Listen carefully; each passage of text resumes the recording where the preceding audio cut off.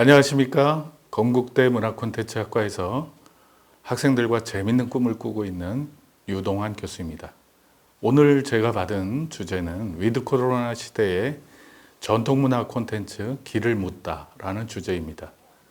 코로나의 영향이 전통문화 콘텐츠 기획, 개발, 그리고 유통에 어떤 영향을 미쳤는지 하는 부분을 전반적인 상황을 중심으로 알아보도록 그렇게 하겠습니다.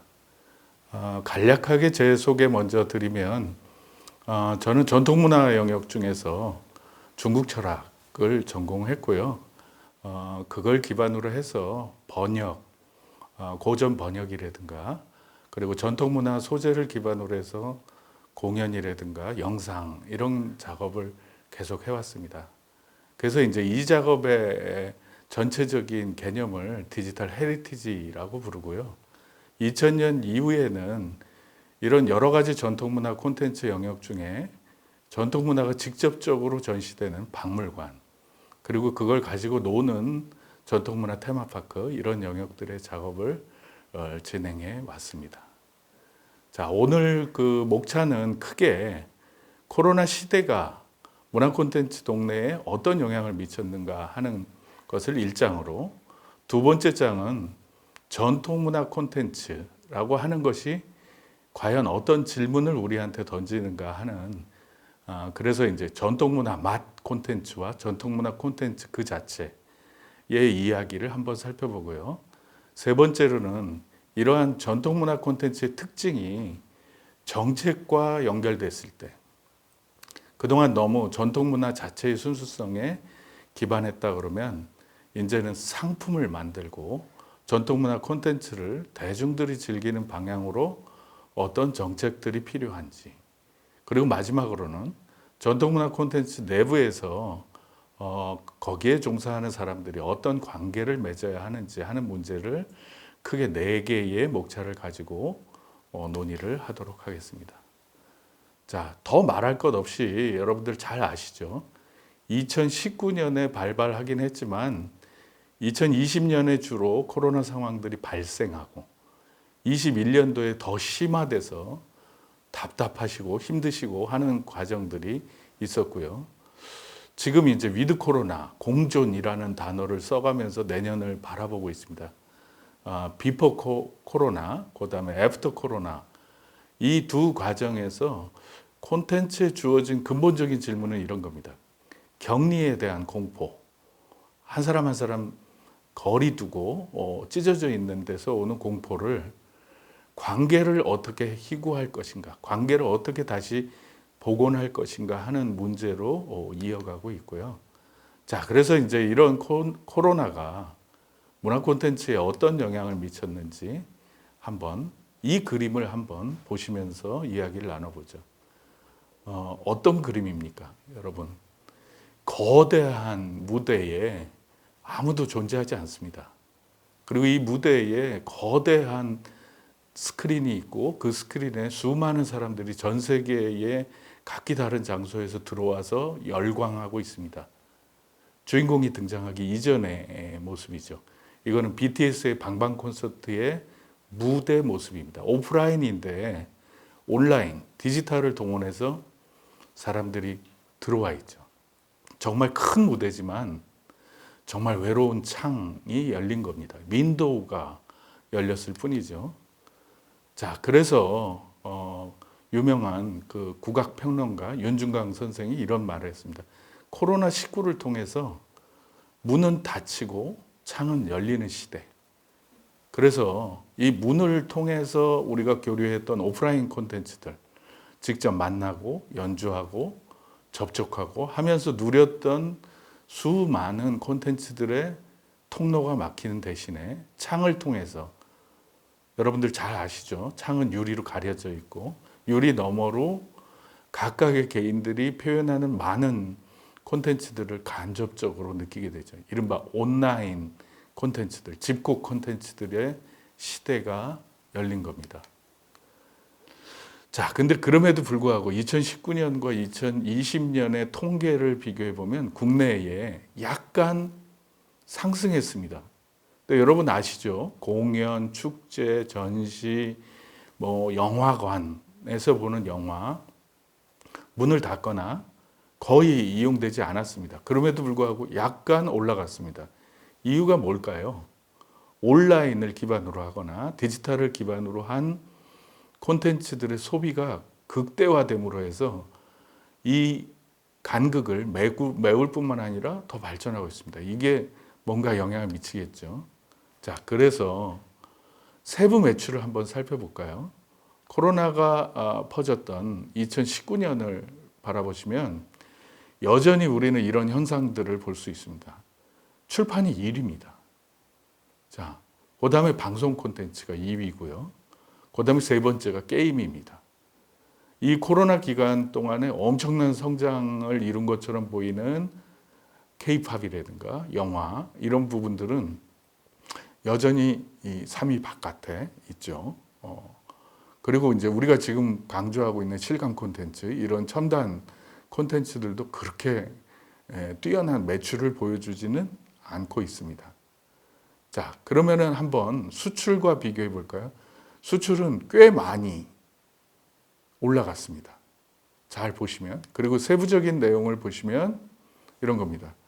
이거는 코로나와 상관없이, 코로나 이전과 이후하고 상관없이 게임이 압도적인 일입니다. 그 이전과 이후 상관없이. 그리고 국내 매출에서 1위를 했던 출판은 상당히 적습니다. 여러 가지 이유를 언급할 수 있는데요. 국내에서는 역시 전통적인 미디어, 그러면서 전통적인 시장을 가지고 있는 출판이 단군 이래 계속 사양산업이다, 불황이다 이러지만 시장이 있는 곳에 매출이 발생하는 그런 현상들이 있고요. 그리고 게임은 굉장히 단단한 유저층을 통해서 국내와 해외를 함께 연결하고 있습니다. 결국은 오프라인적인 공간 의식은 게임 영역, 인터랙티브 콘텐츠 영역에서는 거의 나타나지 않고 있고요. 정말 게임 영역은 이제 효자, 수출품이라고 할 수 있지만 국내에서는 여전히 구박덩어리라는 건 여러분 잘 아시죠? 셧다운제라든가 여러 가지 그 중독의 문제 이런 것들하고 관련이 있죠. 자, 이런 현상들, 이런 단순 매출의 비교처럼 보이지만 여전히 디지털이라고 하는 플랫폼을 기반으로 해서 공급되는 영역들은 코로나의 영향을 적게 받고 오프라인 영역 이런 부분들은 강력한 영향을 받는 것을 볼 수가 있고요. 좀 더 디테일하게 보시면 영화관 관람은 뭐 굉장히 극단적인 현상이죠. 근대적 의미에서의 무대죠. 손님과 만나는 그 극장, 근대적인 극장의 쇠퇴를 볼 수가 있습니다. 우리가 모던적인 그런 만남의 광장들은 다 해체가 되죠. 이건 비단 영화관뿐만 아니라 공연장들의 관람 예매 건수나 매출액을 보면 2019년은 강제적으로 닫혀 있었고요. 2020년은 조금씩 오픈되지만 투자액을 거둘 만큼의 정도 수준은 안 되는 그런 문제점들이 있고요. 축제 같은 경우 보시면은 지금 축제를 꽤 많이 여는 것처럼 보이지만 거의 대부분 온라인 축제를 하고 있습니다. 전시 영역에서도 코엑스라든가 뭐 여러 영역들이 있죠. 이른바 기획 전시, 무역 전시라고 부르는 영역은 상당히 고전을 면치 못하는 그런 상황을 겪고 있고요. 박물관들도 여러분들 화면에 보시면은 2019년에는 여러분 국제박물관협회에서 조사한 걸 보면 초기에는 극단적으로 다 닫혔고요. 거의 80% 이상이 닫혔고 그다음에 현재에 와서도 한 25% 정도, 4분의 1 정도는 닫혀 있다 이렇게 보시면 됩니다. 여러분들 구글이나 이런 데서 검색을 해보시면 닫혀 있는 박물관의 상태는 아주 처절합니다. 곰팡이가 가득해 있고요. 그리고 이제 관련된 종사자들은 다 사퇴하고 있고 왼쪽 표를 보시면 국립박물관, 중앙박물관과 지역의 국립박물관들 역시 2019년에는 극단적으로 줄어들어 있고 2020년에는 조금씩 회복되지만 상당히 아직까지도 이걸 모두 회복하기는 어려운 그런 상황이라는 걸 알 수가 있죠. 자, 종합적으로 보면 첫 번째, 여러분 종합적인 콘텐츠의 변화 과정을 이렇게 보시면 첫 번째로는 집에서 보기 쉬운 콘텐츠들, 뭐 영화라든가 이런 것들이죠. 이른바 이제 원터치 콘텐츠라고 부르는 누워서 깔딱깔딱 이렇게 누르게 되거나 컴퓨터를 누르게 되는 콘텐츠 영역들. 그다음에 자세히 들여다보시면 키즈 콘텐츠가 굉장히 많이 성장합니다. 이유가 뭘까요? 애들이랑 같이 갇혀 있습니다.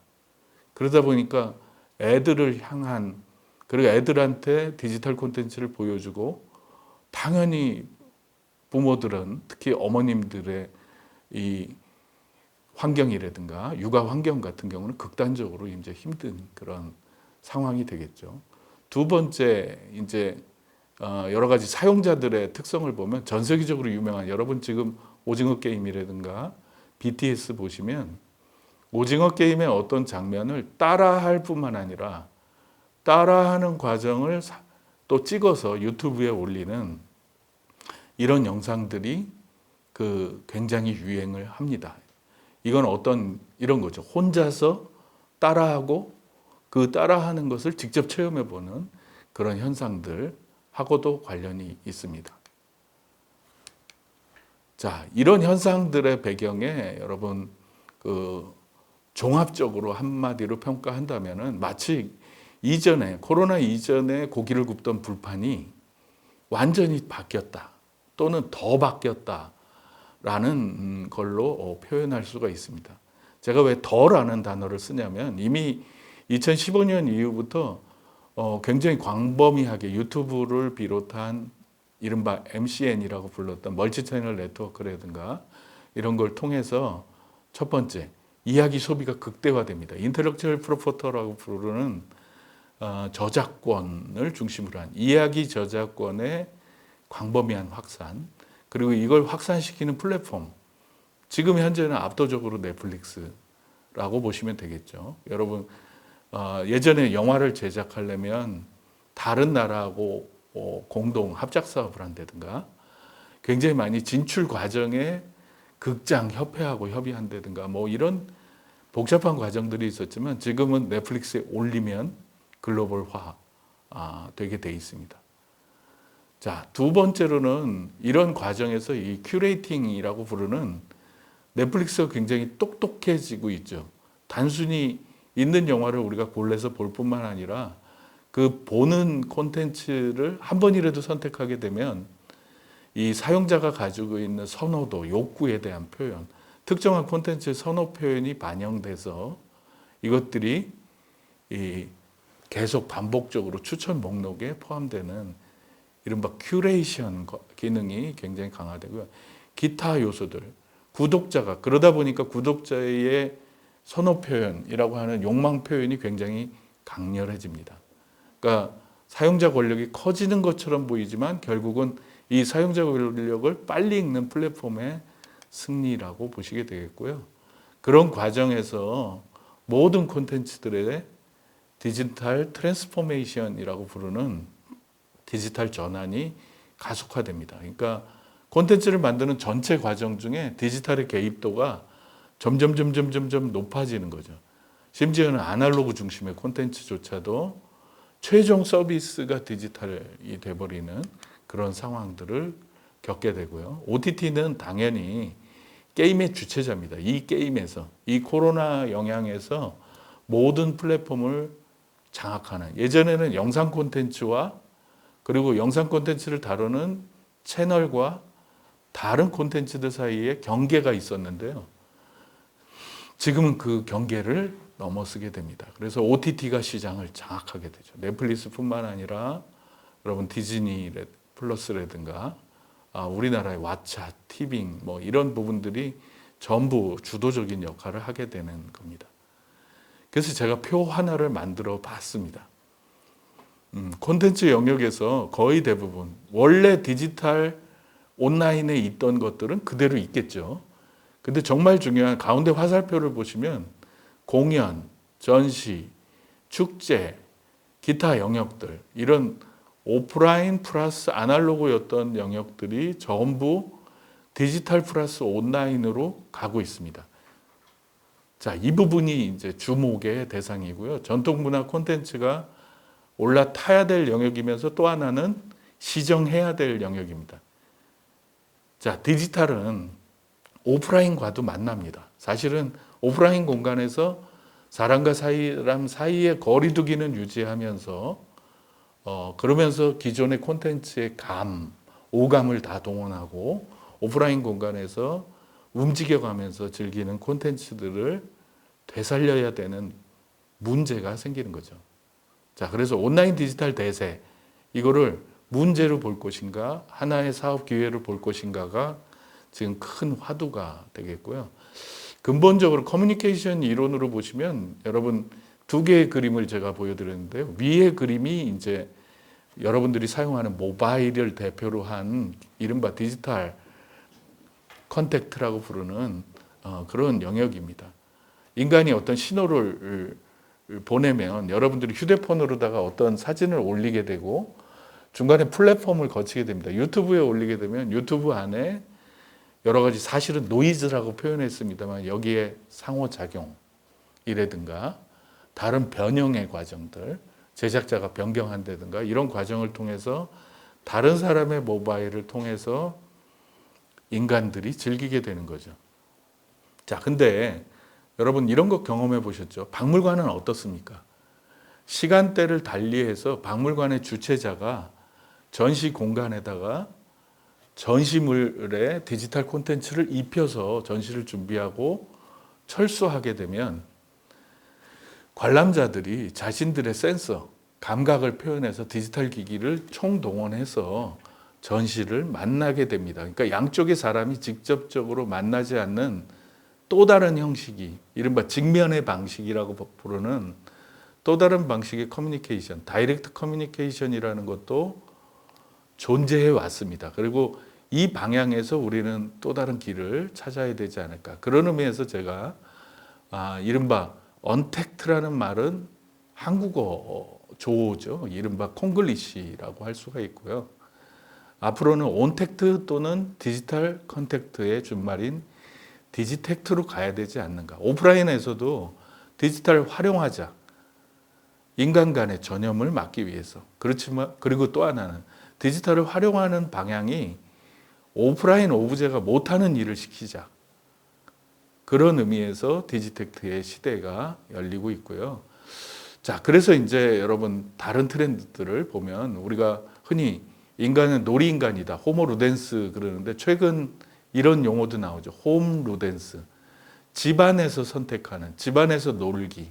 이른바 집콕 콘텐츠의 전성 시대입니다. 이른바 피트니스도 집에서 하고요. 어떤 그 디지털 매체가 표현하고 있는 것들을 직접 요리해 먹기도 하고. 근데 콘텐츠 시장에서도 리모컨 하나, 모바일 기기, 휴대폰 하나를 가지고 즐기는 집콕의 전성 시대가 되고 있습니다. 근데 이 영향을 현상으로만 읽지 마시고 손끝으로 이렇게 계속 선택하는 집콕 시대에 어떤 소재들이 선택되는가 잘 보세요. 영화관이라든가 축제장이라든가 전시관을 갈 때는 누군가 상호 욕구들, 의향을 묻고 조정하는 과정이 있지만 집콕 콘텐츠는 철저하게 개인의 욕망과 관련되어 있습니다. 그래서 더 MSG, 더 많은 양분이 더 들어가 있고요. 더 색깔이 진해지는 그런 과정들을 여러분 보시게 되고요. 자, 그런 의미에서 아까 잠깐 말씀드린 것처럼 키즈 콘텐츠의 증가라든가 게임 콘텐츠가 급격히 증가한다든가 이런 것들을 볼 수가 있고요. 그 다음에 이른바 웹툰 영상들, 웹툰 베이스의 영상들이 많이 소비가 되고 있습니다. 혼자 보는 겁니다. 자기 이른바 마이너한 그런 취향들도 존중받는 그런 상황이 되고요. 전체적으로 플랫폼은 당연히 오프라인에서 온라인으로 게임을 향해서 굉장히 초록불이 켜지는, 빨간불에서 노란불, 초록불이 켜지는 방향으로 이루어집니다. 우리에게 미션은 뭐냐면 이 반대 방향을 흐르도록 만드는 게 굉장히 중요하고요. 박물관도 마찬가지입니다. 이런 물리적 공간에 전자적인 서비스가 그동안은 키오스크 수준 정도, 컴퓨터 화면을 꾹꾹 누르는 수준이었다 그러면 현장에 여러분 국립종합박물관 이런 데 가시면은 로봇이 따라다니면서 안내를 한다든가 이런 그 모바일을 기반으로 해서 서비스가 제공된다든가 이런 콘텐츠들이 많아지고요. 최종적으로는 실감 또는 실감 영역 안에서 가상현실, 증강현실 이런 콘텐츠들이 강화되면서 물리공간, 전자공간, 유비쿼터스 공간, 그다음에 사용자 공간 이런 그 중첩된 하나의 디지털 방식을 활용한 그런 중첩된 콘텐츠의 층위가 발생한다는 거 이거를 좀 보시면 되겠습니다. 그래서 마지막으로 정리하면 요새 정말 시끄러운 메타버스 이야기가 바로 이 지점에 있는 겁니다. 근데 메타버스도 아까 말씀드린 것처럼 디지털 온라인으로만 이해하면 제페토나 로블록스 안에 들어가서 왔다리 갔다리 하는 수준으로 이해할 겁니다. 근데 메타버스의 진정한 의미는 현실 공간과 물리적 공간과 가상 공간의 딱 경계 지점입니다. 현실의 행위와 가상 공간의 행위 사이에 차별화되기도 하지만 공통된 행위들을 이어가는, 그래서 공간 개념 자체가 상당히 여러 개의 중첩된, 나는 오프라인을 종사하니까 오프라인에만 있겠다, 이게 불가능한 시대가 된 겁니다. 다양한 공간의 층위들이 함께 나타나고요. 자, 이런 배경 하에서 아주 깐깐한 사용자, 이른바 MZ세대, 그 중에서도 G세대라고 부르는 이 세대가 나타납니다. 한마디로 요약하면 이겁니다. 개인을 위한, 개인의 취향을 존중하는 그런 세대입니다. 내가 중요합니다. 내가. 다른 사람이 아니라 내가 중요한 세대고요. 이건 이기적이라고 표현하기보다는 크게 보시면 4차 산업 이후에 IoT 기술이라든가 빅데이터 기술 이런 것들이 뭐냐면 너의 욕망이 무엇인가 질문에 맞고요. 그걸 기반으로 해서 이 Z세대는 여러 가지 사회 문화적인 조건에서 내가 좋아하는 콘텐츠, 마이너한 것처럼 보이는데 팬덤으로 표현하는 그런 스토리텔링적 요구라든가 이런 것들을 반영합니다. 그래서 어른들은 깜짝 놀랄 그런 그 게임 속, 웹툰 속, 웹소설 속의 이야기를 스스럼 없이 아주 대중적인 콘텐츠로 창출하는, 그리고 그걸 소비하는, 그래서 소비하면서 창출하는 유튜브의 크리에이터이면서 동시에 소비자가 되는 그런 특징들을 보게 되고요. 그런 의미에서 이제 커스터머 익스피리언스라고 부르는 고객 경험의 전환 과정이, 그러니까 굉장히 점잖고 오랫동안 기다려주는 경험은 존재하지 않습니다. 이제는 즉각적인 댓글과 즉각적인 좋아요와 즉각적인 결제로 표현되고, 그리고 그것을 콘텐츠에 대한 요구로 바꾸는 그런 세대가 등장하고요. 그런 의미에서 비즈니스 모델도 이 개인의 욕망을 빨리 찾아내고 그걸 그 구독 경제라고 부르는 어떤 플랫폼에 대한 충성도로 연결하기 위해서 넷플릭스 같은 경우는 자신의 칼라를 잘 보이는 넷플릭스 오리지널을 전 세계에서 창의적이면서 굉장히 집중된 취향을 보이는 그런 콘텐츠들을 흡수하고 있고요. 그런 의미에서 IP 비즈니스라는 게 각국의 스토리 저작권이 넷플릭스로 응축되는, 모여지는, 그러니까 이른바 IP의 하나의 바벨탑이 만들어지는 과정으로 이어져 갑니다. 자, 지금까지 좀 길게 코로나 상황의 어떤 변화를 말씀드렸다면 이제 전통문화 콘텐츠 이야기를 좀 해보죠. 전통문화 콘텐츠를 아주 넓게 보면 이른바 한국적 정서죠. 코로나가 아니었으면 정말 좋았겠죠. 기생충이나 미나리, 그다음에 넷플릭스를 통해서 공급됐던 수많은 드라마들이 있죠. 뭐 호텔 델루나부터 시작해서 굉장히 많은 그런 콘텐츠들이 K-시네마 또는 K-드라마로 소비됐지만 한 칼로 그 최종 정점을 찍은 거는 오징어 게임이 되겠죠. 오징어 게임의 미학적인 요소를 말씀드리려고 그러는 게 아니라 오징어 게임은 여러분 그 오징어 게임의 마지막 편에 오일남이라고 하는 주체자이면서 소비자인 이 참여자인 이 노인네의 발언 속에 뭔가 들어 있습니다. 관람석에서는 절대로 느낄 수 없는 것. 그건 게임에 참여했을 때만 느낀다는 이 구절에 넷플릭스적인 속성, 그다음에 한국적인 정서를 가지고 있는 굉장히 이상한 경향이 있죠. 우리는 이런 단어를 사용합니다. 우픈 콘텐츠. 웃긴데 슬프고 한국적이고 그러죠. 복수를 하면 끝나야 되는데 이 복수가 복수로서 끝나는 것이 아니라 복수 안에 무슨 가족애라든가 온갖 이런 덕지덕지 붙어 있습니다. 그걸 또 어떤 방식으로 체험시키냐면 굉장히 창의적으로 우리가 했던 여러 가지 놀이의 방식, 무궁화 꽃이 피었습니다. 부터 시작해서 달고나 등등등이죠. 이게 전통 콘텐츠냐 아니냐 하는 논의는 불필요할 것 같습니다. 왜냐하면 전 세계 사람들이 한국 사람들이 즐기는 거야. 그리고 스토리의 전개 방식도 한국적이야 라고 말하는. 근데 이런 겁니다. 왜 하필이면 게임이었을까? 해봐야 재밌는 영상이라고 하는 인터랙티브가 전혀 없는 영역인데도 저 게임을 해보거나 아니면 전 세계인들 중에 저게 게임이야, 놀이야 라고 느끼는 사람들은 금방 이해합니다. 저 게임 속에 내가 참여한 것처럼 느끼는 거죠. 컨셉은 대단히 한국적이지만 게임 속에서 지면 죽는다라고 하는 걸 이른바 컨텍스트는 동일한 거죠.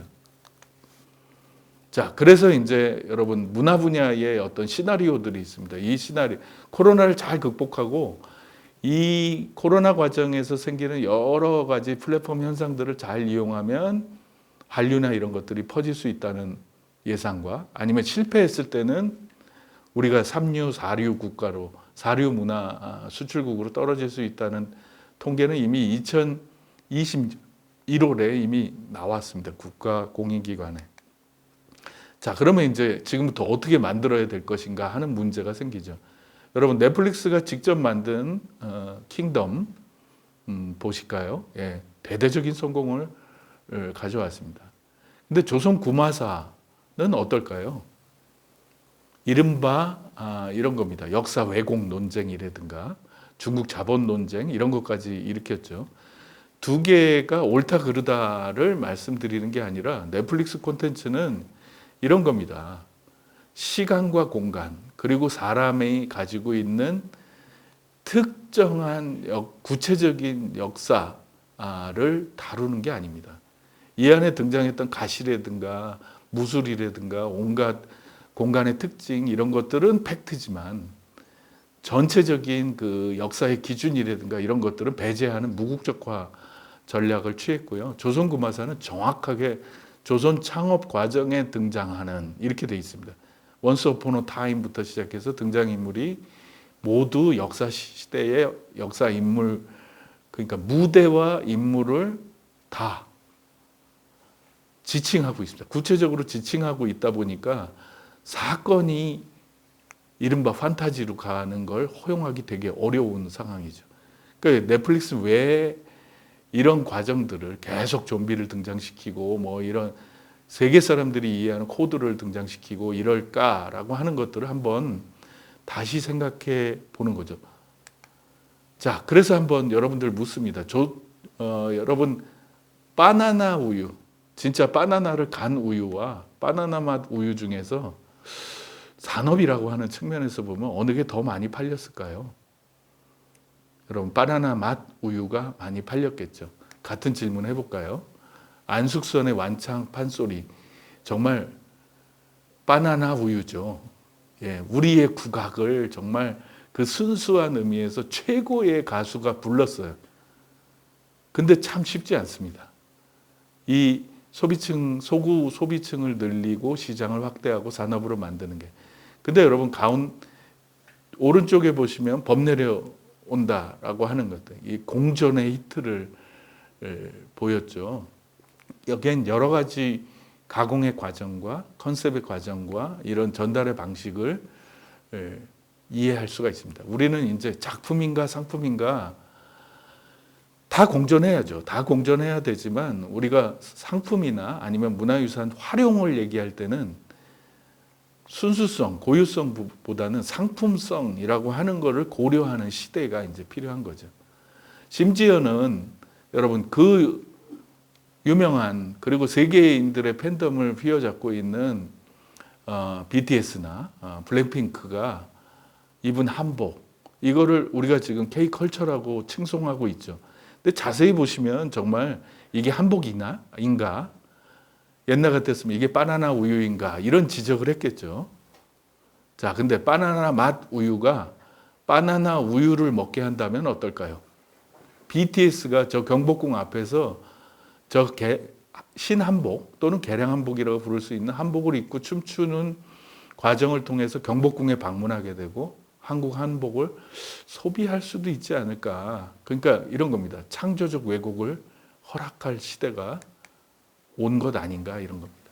오히려 우리는 해석을 강남 스타일의 말춤이 유행을 하니까, 여러분 제가 봤던 어떤 논문에 또는 페이스북에 이미지에 이런 구절이 나왔어요. 이거는 어떤 석탑의 인왕상인데요. 말춤이랑 비슷하다. 우리 민족의 핏줄에 흐르는 말춤 DNA. 사실 웃기지 않습니까? 예. 어찌 그렇게 우리가 원래부터 DNA를 그렇게 가졌다. 이거는 자화자찬일 수 있는 거죠. 여기선 벗어나야 되겠죠. 그러니까 항상 이런 겁니다.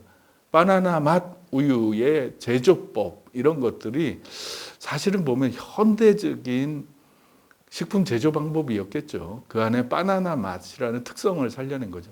전통문화 소재를 콘텐츠로 만들 때에 허용돼야 될 스토리적인 그런 자유, 연출, 기술의 장점들, 이런 것들을 받아줄 때가 된 거죠. 그래서 콘텐츠진흥원에서 여러분 다시 언급하고 있습니다. 이 시기를, 위기를 기회로 만들 때 굉장히 중요한 요소가 이야기, 어떤 그 한국적 소재와 한국적 이야기 전개 방식을 보편적이고 글로벌한 그런 수요와 그리고 패턴, 플랫폼 특성, 이런 것들을 함께 반영해야 되겠죠. 자, 그래서 넷플릭스 랭킹이라든가 이런 것들 중요하고, 한국 영화 박스오피스 1위는 뭐가 있습니다. 지금 현재. 그러니까 우리나라 사람 뭘 좋아하냐면요, 다 뒤져보면 명량, 모가디슈, 이렇게. 왜 그렇게 팩트를 좋아하죠? 팩션이라고 하는 거. 이것도 굉장히 중요한 특성입니다. 자, 2021년 이런 거고요. 이야기의 공감도가 계속 변화하고 있습니다. 크게 딱 나누시면 이런 겁니다. 익숙한 지구적 문화 코드가 있어야 됩니다. 넷플릭스 왜 먹힐까요? 일상 대중이 가지고 있는 공감의 요소들, 컨텍스트를 읽어야 됩니다.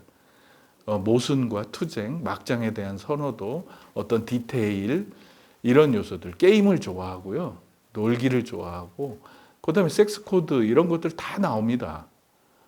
자, 그러면서 낯선 한국적인 버무리기 전략이 있습니다. 독특한 캐릭터들이 등장해요.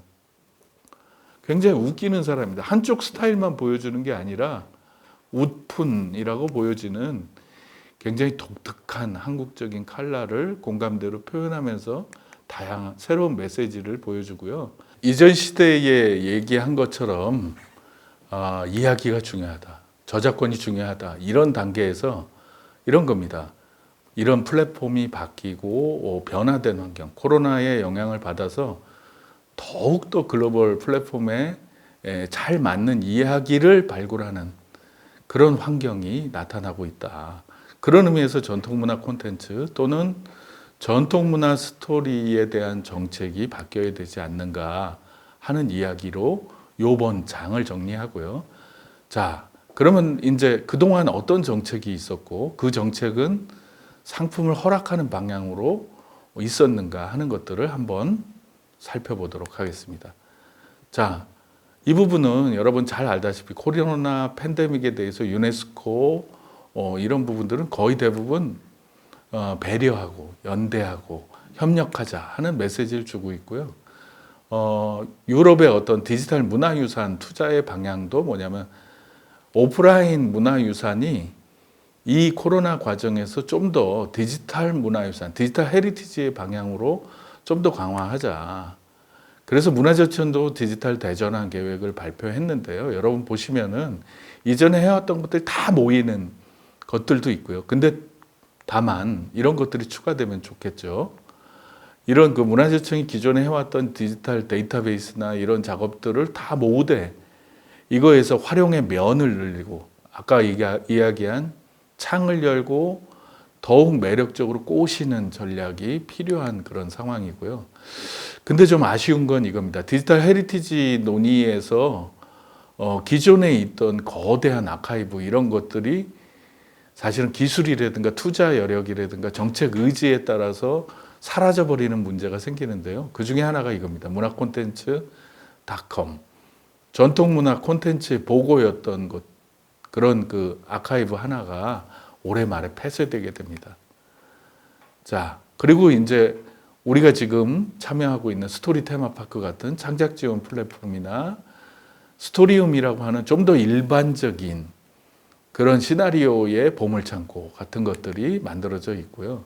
그래서 여러분 크게 세 가지 요소 중에 콘텐츠 제작자를 직접적으로 대응하던 그런 그 아카이브들은 거의 사라져가고 있고 마지막에 있는 것처럼 이야기 스토리 지원 사업이라든가 이런 부분적인 정책 서비스는 계속 남아있는 그런 상황입니다.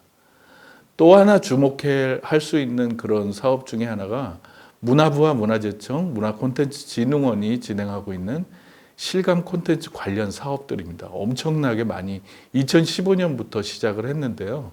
2019년 이후에는 엄청나게 많이 박물관이라든가 문화예술기관을 통해서 만들어져 있고요.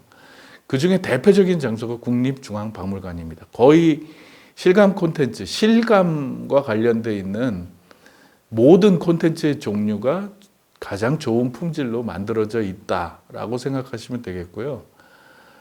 다만 조금 더 앞으로 발전하길 바라는 건 박물관의 오브제, 이른바 유물과 이런 실감 콘텐츠가 서로 앙상블을 이루는 그런 콘텐츠 방향으로 거의 대부분 독립공간에 영상 쇼를 보는 듯한 그런 느낌들이 있는데 그걸 넘어서야 되는 시간이 걸리겠죠. 그런 단계가 필요하고요. 또 관광에도 이렇게 많이 도입됩니다. 자, 그래서 이러한 경향들을 다 정리해 보면 여러분 디지털이 아니라 디지로그 방향으로 가셔야 됩니다. 이미 답은 이어령 선생님이 끊임없이 얘기했던 그 방향입니다. 아날로그의 디지털을 협력하게 하라. 그리고 이 이야기들을 오프라인 공간과 온라인 공간에 동시에 뿌릴 수 있도록 만드는 것들이 중요하고요. 그래서 여러분 마지막으로 지금까지 우리가 20여 년 동안 이야기를 발굴하고 시스템에 올리고 하는 과정들을 거쳤죠.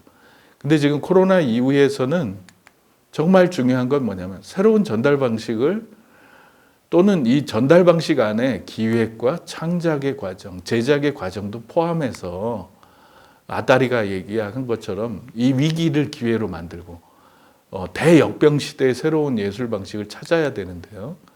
자, 그러기 위해서 지금 우리가 어떤 지향을 가지고 코로나 시대에 이미 준비는 돼 있습니다. 디지털을 통해서 글로벌로 갈 수 있고 그래서 한국적인 칼라 이게 전통 현대 이런 이분법에서 벗어나 있습니다. 깐깐한 소비자들이 자기 의지를 그대로 반영하고 있고요. 그런 의지를 읽는 좋은 기술들과 시스템도 사용자의 욕망을 읽는 시스템도 갖춰져 있기 때문에 이런 겁니다. 더 깐깐해진 소비자들을 읽어야 되고요. 더 독해진 이야기들이 필요한 상황이고 더 치열해진 내수시장의 경쟁이 있고요. 더 엄청난 가성비를 요구하겠죠. 그래서 이제 콘텐츠 인력들 간의 상호 협력이 필요하게 되는데요. 이런 것들을 전체적으로 이끄는 건 여전히 인간이고 이 분야에서 전통문화 IP, 스토리 전문가와 기획 전문가와 창작 전문가, 기술 전문가, 유통 전문가 사이에 인적 네트워크가 디지털과 온라인이 발전하는 만큼 결합돼야지 결국은 승리할 수 있다. 그래서 이전까지는 결국 문제는 콘텐츠다 이렇게 얘기했던 걸 그 콘텐츠를 만드는 사람이다 라는 이야기로 정리를 해보고자 합니다. 그래서 지금 현재 만들어진 그 스토리 테마파크를 비롯한 기존의 데이터베이스들을 들여다보고 거기서 매력을 발견하고 만드는 사람들이 더 많이 함께 하기를 바라고, 그 관계가 회복되는 그것이 우리에게는 또 하나의 뉴 노멀이다 이렇게 말씀드리면서 오늘의 발표를 마치도록 하겠습니다. 들어주셔서 감사합니다.